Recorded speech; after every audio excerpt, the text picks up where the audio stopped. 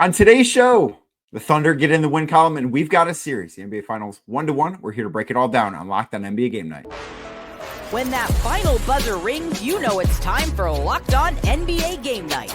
All the post-game reactions to every game across the league, every single night, with insights only the hosts at Locked On can provide. It's the true NBA fans' one stop for all the action. Every game, every night. It's Locked On NBA Game Night. Tipping off now. What's up, everybody? My name is Danny Cunningham from Locked On Cavs. You Swipa from Locked On Nuggets, and we are here to talk about Game 2, the NBA Finals. The OKC Thunder get a 123-107 win over the Indiana Pacers to even this one up at one game apiece. Before we get started, thank you for making this show your first listen today and every day. You can find us anywhere you get your podcasts, Apple, Spotify, anywhere else. Make sure you drop us a 5-star rating. Leave us a nice review. And if you're watching on YouTube, do us a favor. Hit that thumbs up button for us as we get started here. Of course, a proud part of Locked On Podcast Network, your team every day. Today's show brought to you by Monarch Money. Take control of your finances with Monarch Money. Use code LOCKEDONNBA at monarchmoney.com for 50% off your first year. As I mentioned, the Thunder get the 123-107 win in a game swipe that I thought felt so much different than Game 1 did. And I think Game 1 so often in series can kind of feel a little bit odd as teams are trying to feel each other out, if that makes sense. This game, from maybe not the first minutes, but the majority of this game felt like you were watching the Oklahoma City Thunder play basketball in a way that I don't think Game 1 on Thursday night did. Yeah, I mean, honestly, like in the first half, it kind of felt like a game that the Pacers were okay with. You know, if you remember just kind of the tone of the game and where things were, I mean, for the most part, like the Pacers had done a good job of kind of just letting OKC take care of business. They were doing what they do. They were getting out in transition. SGA had a really good first half. I think he had 15 points in the first half, and they were just kind of letting them coast. But really, what did it? They were down 6 at the end of the first quarter, Danny. But at the top of the second quarter, when they came out with their non-SGA lineup, and they, as I've said before in previous videos, you know, the way that they're playing, they know that they don't have their fail-safe on the court with them. And when SGA is not there, they just have to play with a different style, a different level of aggression and tenacity. And that's when the score went from, there was simply a +6. They went all the way to like a +13. And then the lead obviously ballooned all the way up to 20. And it ended up being a 19-point lead going into the half for OKC. And they just looked like just the clearly better, more dominant team. But it didn't, even then, though, and there's a lot of people that have watched the Pacers this year. I don't know anybody at that point that was counting out the Pacers. They were down 14 last game. They were able to come back, find a groove. But tonight in particular, SGA just across the board, I think this might be in the conversation. And probably, so I'll say this is probably the best game that SGA has played in the playoffs this year. The scoring numbers weren't as high as they'd been in previous games, but I didn't think he played very well relative to this game in Game 1. But 34 points for SGA, 8 assists, 4 steals, a block, 5 stocks is insane, 5 rebounds as well. He was everywhere. He was getting his hands all over the place. He was walling off very well. And when he's in the middle of the floor and he is controlling kind of what the Pacers defense is doing, and he's dictating the terms on every possession. There was about a 3-possession stretch where SGA got multiple stops that led to multiple point and break opportunities for the Thunder, and he was in control of all of it. So just a really great game from SGA. Alex Caruso, man, Danny, he just continues to have just like an incredible playoff run. 20 points off the bench. Again, off the bench for the OKC Thunder. 4 of 8 from 3, 4 of 4 for the free throw line. Again, just wrecking havoc defensively. He was one of the big reasons why Tyrese Haliburton, you know, you look at the stat line, Danny, it says 17 points and 6 assists, but he had 5 turnovers, but he had 5 points going into the meat and potatoes of the fourth quarter. 5 points. And he got a lot of his points in garbage time when the Pacers started trying to run very specific action to get him the ball, really going downhill and try to get him some open looks. But on the most part, when the game was the game, Danny, he just looked like he was just completely invisible, and OKC defense did a great job against him. I thought that watching Haliburton in this game, and he was, very obviously very good in game one. And I thought back to what the New York Knicks series was. You think back to that game 4 he had that put the Pacers up 3-1. That was one of the best playoff games that anybody in the NBA has had this postseason. And then in game 5 in New York, he comes out flat. Like he wants to get others involved. And that is who Tyrese Haliburton is as a player. But I think that the most common critique that people have of him is that he's not aggressive enough at all times. And I thought that this was kind of that. Like the turnovers is out of character for him because so much is made of how often he has the basketball and how few turnovers he has. So having 5 turnovers is something that obviously is going to benefit OKC. And I did think too, it was really interesting to me because not all turnovers are created equal. Obviously, like live ball turnovers are so much more valuable than getting a travel call or an offensive foul when you have to inbound the ball and kick it right up the floor. But I thought it was very interesting that despite the fact that the Pacers turned the ball over 10 fewer times in game 2 than they did in game 1, they had 15 on Sunday compared to 25 in game 1 on Thursday. The Thunder scored more points off turnovers in game 2 than they did game 1, despite having 10 fewer chances. And I think part of that is the kinds of turnovers they were creating. And I do think that they just played a little bit more aggressive. But I thought that until that fourth quarter, and even then, I wonder how much of that can be carried over. Like, can you figure something out in a garbage time setting of game 2? And I do hesitate with the Pacers to call anything garbage time. Like, the Thunder put the bench in with like 4 minutes left. I'm like, are we sure that this is not too early considering everything we've seen the Pacers do? But I do wonder if they figured something out with Tyrese Haliburton, or if it was just kind of like game 5 against the Knicks where he's not all that aggressive. And when he's not all that aggressive, the Pacers can still be really good, but I don't think that they can get to their top level as a basketball team without him sort of being the most forceful guy out there. Yeah, I think, Danny, one of the things I'm getting watching this series right now, Tyrese Haliburton, when you're playing versus this OKC team, you need to get everybody else involved. The way that they constrict the court, OKC, they want you to think you can throw the ball across the court at will as a primary option, but they're showing hands on multiple possessions. We saw this with Ja Morant and with JJJ. We saw this with Jokic. We saw it with Ant Edwards. Now we're seeing it with Haliburton. This defense in particular makes life so difficult as a passer. And I think Hallie, the thing that he's struggling with is that of all the players that OKC has played against at the star level, he is probably by far the worst one-on-one scorer. And I don't mean like from a number standpoint, point per possession, but I'm talking about like self-creating, getting to a spot, rising, creating contact around the rim, finishing around the rim, even just like getting into a step back 3 to get things going like Anthony Edwards. He just doesn't have some of those skill sets right now. And also, we've seen Haliburton can be a little bit timid with his scoring because he doesn't want to be super selfish. He's trying to get everybody else involved. So I think, Danny, that a part of this is going to be they need to continue to find ways to give him more room to operate. Some people will look at the plus minus and say, well, he was 7 of 13 from the field. He was a -5 over the game. But like I said, I don't think he's played well at all to start this NBA Finals. And maybe he has a better game in game 3 versus OKC at home. But also, Danny, it's not just the offense. Defensively, I mean, they're throwing everything at him, and he is not living up to it right now. And right now, they're trying so hard to protect Tyrese Haliburton because they don't want him to get into foul trouble that they're showing and then recovering. But the recovery back line, they're splitting the screens, like you name it. The players that they're most attacking and having the most success attacking has been Haliburton and Thomas Bryant. And whenever one of them is on the floor, especially when SGA is there, they're going to try to find by any means necessary to get him into the action and to defend.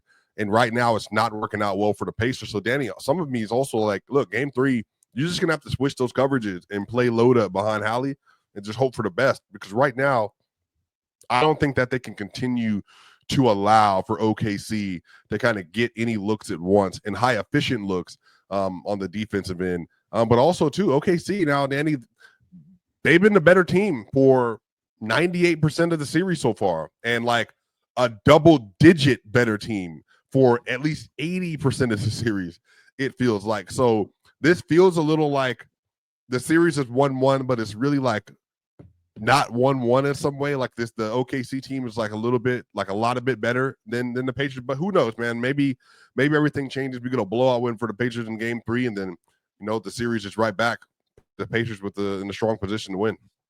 Yeah, and we will get into that in a minute because I do think that there are some interesting things moving forward, especially the fact that OKC has been a much better team at home in the playoffs so far than they have been on the road. I think is something that is worth noting as the series does shift to Indy. But there was an adjustment that the Thunder made before Game 1 that I think they over-adjusted to, and they kind of went back to who they were in Game 2. I want to dive into that next right here on Locked On NBA Game Night. Today's show is brought to you by Monarch Money. Do you ever check your bank account and wonder, where did all of my money go? Between dining out, online shopping, entertainment, it can be easy to lose track of all that cash. Well, that's where Monarch Money comes in, because they'll be your personal CFO, giving you full visibility and control over your finances. Monarch Money, not just a budgeting app, it is a complete financial command center where you can track all your accounts, investments, and spending right in one place. You can stop just managing your money and you can start building your wealth. Instead of juggling multiple apps, you can use Monarch to check your finances, track spending, and even plan for some of those long-term financial goals that I know you have. And plus, managing your money with your partner smoother than ever. You can track shared and personal accounts, set goals, and stay on the same page without all the stress that you might think typically comes along with doing that. So take control of your finances with Monarch Money. Use code LOCKEDONNBA at monarchmoney.com for 50% off your first year. Again, that's code LOCKEDONNBA at monarchmoney.com. Monarchmoney.com, code LOCKEDONNBA for half off your first year.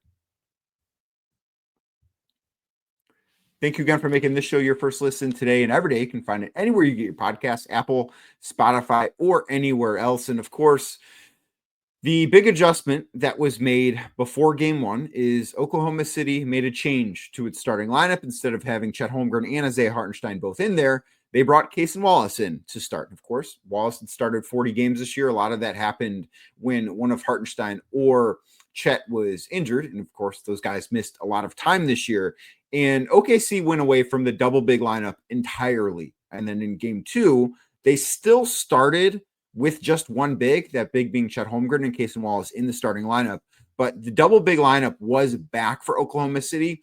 And I do kind of look at this as saying, you know what, I do wonder if they'd be in a better spot if they just would have stuck to who they are from the get-go in the series rather than over-adjusting in Game 1.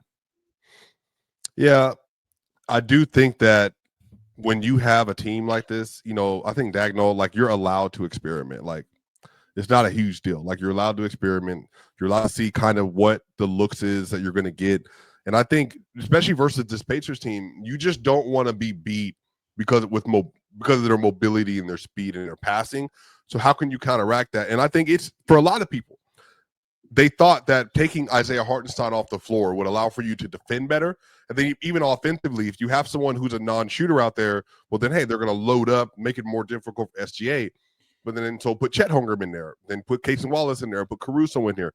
But then this thing is like Isaiah Hartenstein is so good that even today, where he didn't have like a crazy scoring game or anything like that, but if you just watch the basketball game, the screen setting that he was doing for SGA, the second chance opportunities that he was creating today, Isaiah Hartenstein had 3 offensive rebounds.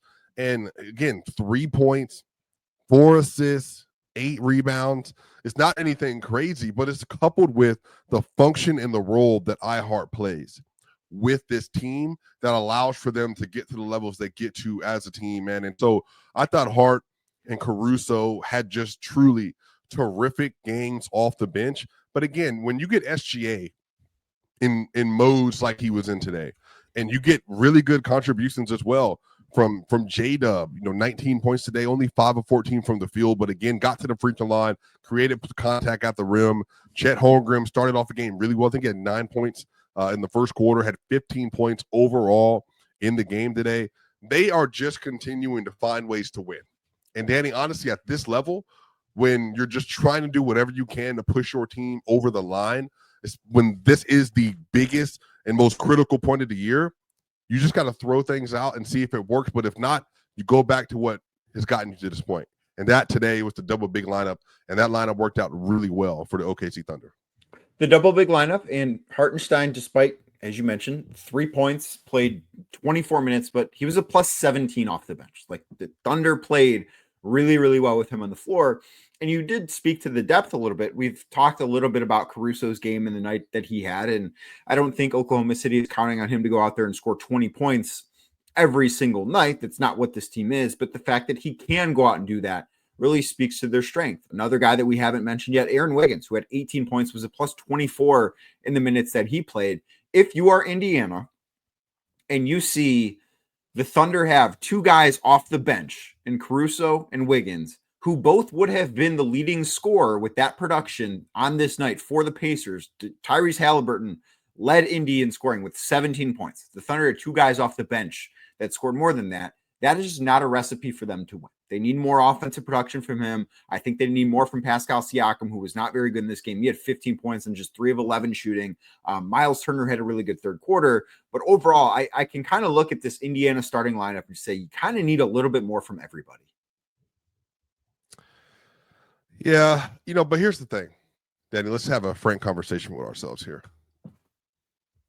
OKC honestly is so good that even when you're not getting like great production somewhere, it's not the makeshift offensive production. It's actually they just turn up their defensive pressure to such a degree that whatever liability it looks like they're having with the lack of shot making on the offensive end, they're overcoming that in spurts. And again, they're not a better team without SGA. But over the course of the playoffs, they're a plus 14 net rating without SGA, as opposed to being a plus 8 with SGA. But the reason is because that when they get into these situations where they don't have hit scoring out there, they find ways to manufacture easy points because they have to. Like, they're literally forced to do it. And so they do it. And so today, SGA, I think, has his maybe second best defensive game of the playoffs so far. Again, like when he's locked in on that end, when you can't take advantage of him, well, you're not taking advantage of Dort, you're not taking advantage of Dub, Caruso, Kayson's the worst defender on the floor. And then on the other end, Isaiah Joe was in today. They couldn't attack him because Chet Holmgren and Hartenstein are there. So even when you're not getting the offensive production, it is just the way OKC makes you play mistake-riddled basketball. And one of the other things that OKC is doing really well is that the Pacers were a dominant fast break team so far this playoffs. And so far, they gave up 9 fast break points today. And I think they gave up maybe 13 last game. So 21 fast break points that you have scored in total. Like, they're just not putting the Pacers in situations that allow for them to get easy looks. And they're saying to the Pacers, you're going to play versus one of the best defense, if not the best ever. And you're going to play in a half court. You're going to play 1v1. Every time you pass the ball, we're going to show, we're going to recover, and we're going to help. And we're going to contest every single thing you got. And your best player, he's going to have the worst time of his life trying to score. So, Danny, man, it's just like when they're on, is pick your poison. And every poison that's available on the table can kill you. It's just right. Yeah.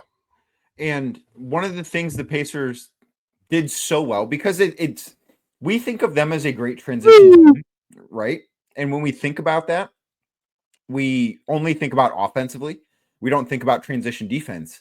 And the secret of the Pacers as a transition monster was the fact that I don't think they led the league in transition points scored, but they had the biggest difference in terms of the transition points they would score and what they would allow, right? And part of that is they don't chase offensive rebounds. They don't create a lot of second chance points. And you do have to pick your poison a little bit just from a team building or team strategy standpoint there. Like, that is something that you have to do. And I do think maybe that is part of the reason why I wonder if they're not running as much is because they're having to be so cautious because of this Oklahoma City defense. And I felt as if this has kind of been evident, but when they get the ball on rebound, what we had seen in the first 3 series that they played is they're just ready to go, right? Tyrese Haliburton, this is maybe what got him going in the fourth quarter a little bit. But he's so good at catching the basketball, moving to the basket already. Like he's already in motion. It's almost as if you want to equate this to a jet sweep in football, where part of the advantage is when the guy is getting the football, he's already moving, maybe not at top speed, but close to it.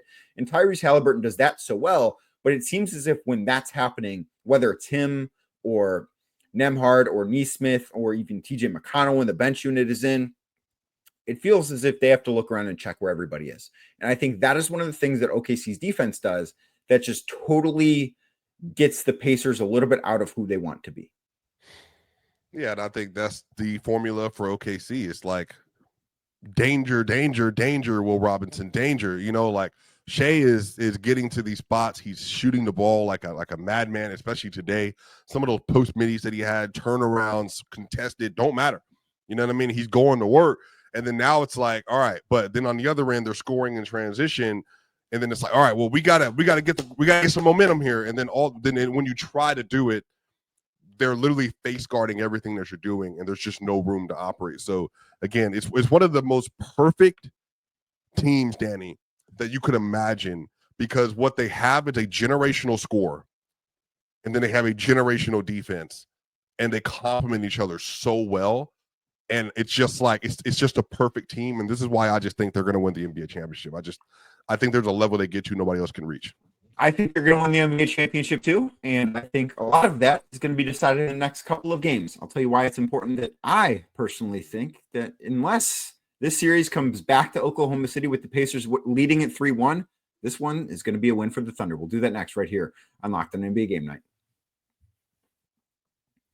Today's show brought to you by DoorDash. NBA fans, you know what time it is. Playoff season means big performances, even bigger rewards, and DoorDash is bringing the heat with a slam dunk deal for Dash Pass members during the 2025 NBA playoffs. It's called They Swoosh, You Score. Anytime a player drops 50 or more points in a playoff game, Dash Pass members score a free 3-piece crispy tender combo from Wingstop the very next day. Just place an order of $20 or more. Use code WINGSTOP50, that is WINGSTOP50 at checkout. That combo is yours. Crispy, delicious, and totally free. That's the best part. Offer valid noon to midnight the day after the game. Terms do apply. No one scored 50 tonight, but game 3 on Wednesday, somebody, maybe SGA, could drop 50 in that one. Make sure you sign up for Dash Pass to unlock that and more exclusive deals all season long. When any player scores 50 plus in a playoff game, Dash Pass members can grab a free 3-piece crispy tender combo from Wingstop the next day with a $20 or more order and code WINGSTOP50. That's Dash Pass, your door to more savings, more flavor, and more ways to win.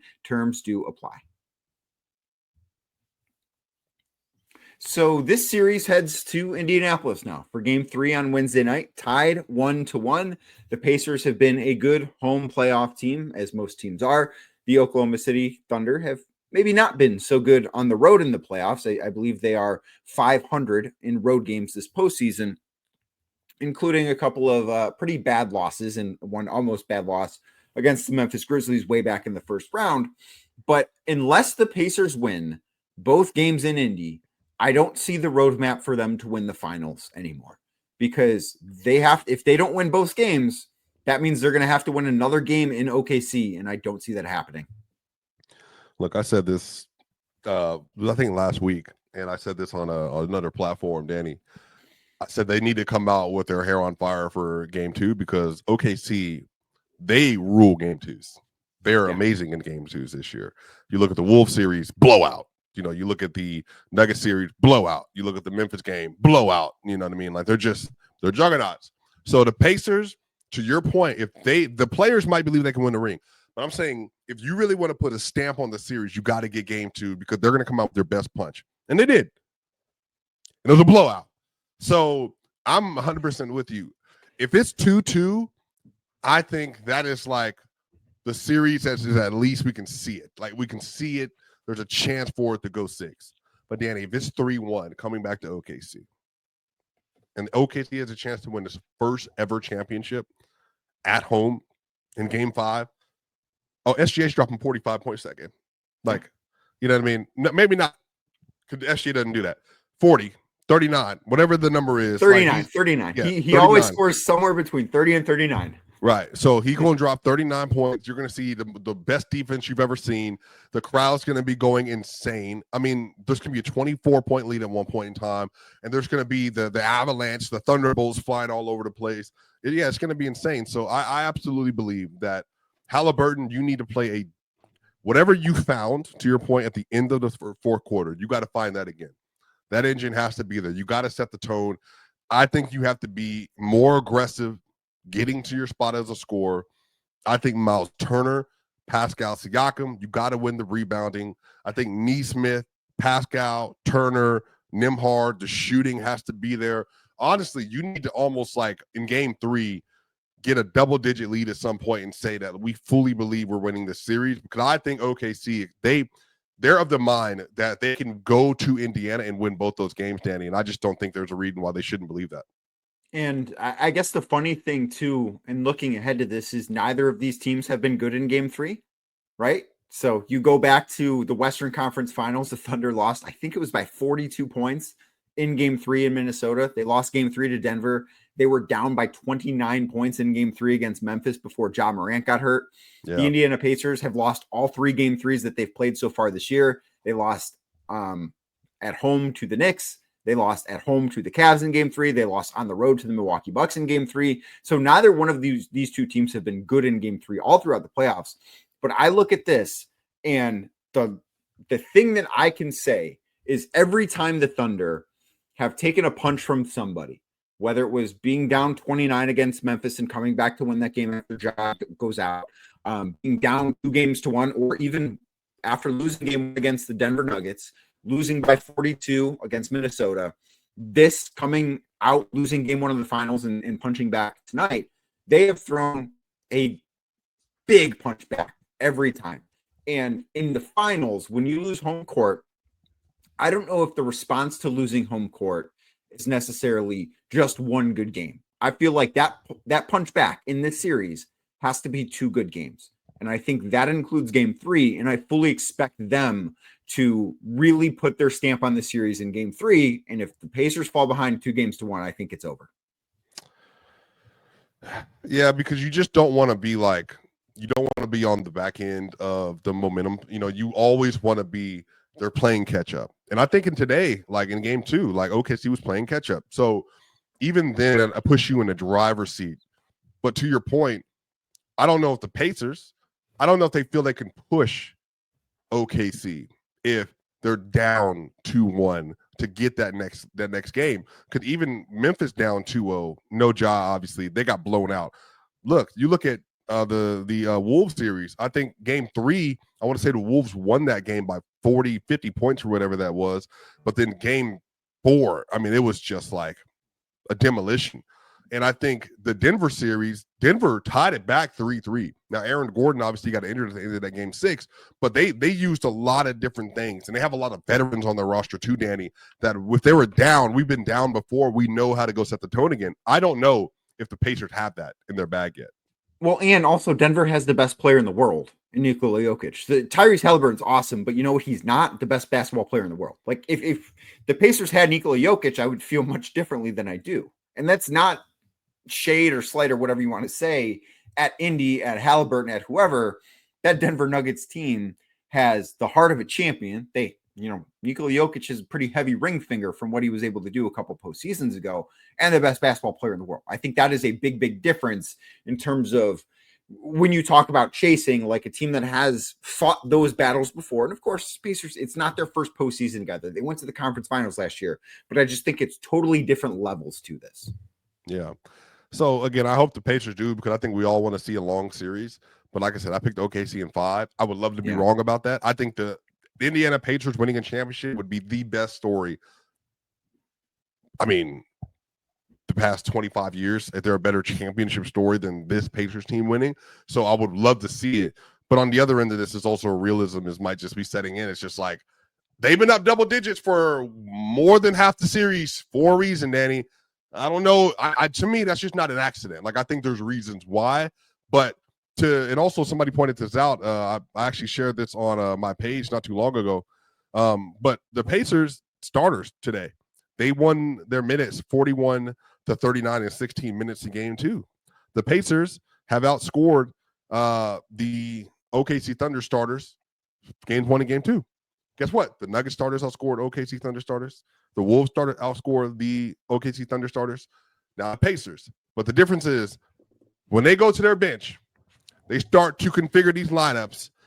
It's raining, basically raining fire from the skies, like with Caruso and Wallace and all that. So the Pacers, not only you got to win the starter minutes, you got to find some way to stabilize those bench minutes. So Benny, you're going to have to be a little bit better. TJ McConnell, Thomas Bryant, if you're going to play again, we need you to be better. You at least have to hit some shots. They got to find a way to slow that boat when those second units come in at the top of the second quarter, or otherwise that's going to get them beat, and they'll be down 2-1 in the heartbeat. Yes, I think that is what we might be looking at. You picked Thunder in 5. I picked Thunder in 5. How do you feel about that through 2 games? I mean, I feel pretty good about it right now. I do too. Yeah. Not that we don't like the Pacers, but it's just like, you know. It's hard for me to it's so much easier for me to look at what has happened through 2 games and think, if you sit in, I understand this is not real life, but if you simulated like the way these 2 teams have played in 2 games, it was like 99 out of 100 times the Thunder are up 2-0 after it, and that one time is an incredible comeback, and that's what happened in game 1. Right. So, yeah, Danny, we'll see, but you know, good first game, but maybe next game 3 will be even better. Maybe it will be, and we will have you covered all week, all weekend, every day, right here on Locked On NBA Game Night. Thank you for making today's show your first listen. Thank you for making every show right here your first listen today and every day. You can find us anywhere you get your podcast, Apple, Spotify, anywhere else. Make sure you drop us a 5-star rating. Leave us a nice review. And if you're watching on YouTube, as we get out of here, do us a favor. Hit that thumbs up button for us, click subscribe, and hit that notification bell. And we'll be back tomorrow talking more about the NBA Finals.